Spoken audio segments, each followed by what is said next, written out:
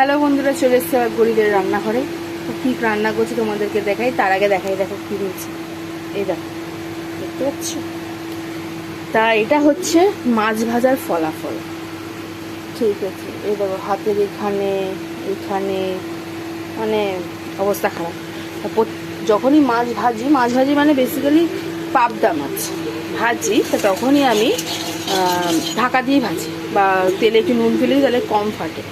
কিন্তু জানি না আচ্ছা কী হয়েছিল, সব কিছু করা সত্ত্বেও আমার এই অবস্থা হয়েছে। তোমাদেরকে দেখাই আমি কি রান্না করেছি, শুনে বুঝতেই পেরে গেছে আমি কি করেছি, তার সাথে দেখাই। চলো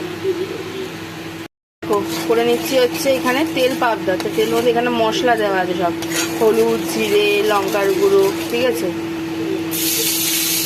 কাঁচা লঙ্কা চিড়ে দিয়ে দিলাম, আর কিচ্ছু না, কষে নিয়েছি, জল দিয়ে দিলাম, ব্যাস আমার রান্না কমপ্লিট। এটা হচ্ছে শর্টকাটে অফিসের রান্না, ঠিক আছে।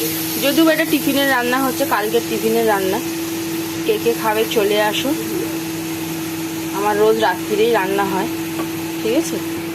আর এই সম্পূর্ণটাই হচ্ছে আমার একা, কারণ আমার বরমশাই আবার এইসব খেতে পছন্দ করে না, ঠিক আছে। এই হয়ে গেল আমার তেল পাবদা। এটা ফুটে গেলেই নামিয়ে দেবো। এখানে নুন মিষ্টি সব দেওয়া আছে। তার সাথে করেছি বরমশাইয়ের জন্য এই ডিমের অমলেট করে পাতলা ঝোল। গরমের মধ্যে পাতলা ঝোল ছাড়া আর কিছুই ভালো লাগছে না। তো চলো দেখা হবে আবার কালকে নতুন কোনো রান্নায়, নতুন কোনো ভিডিও। টাটা।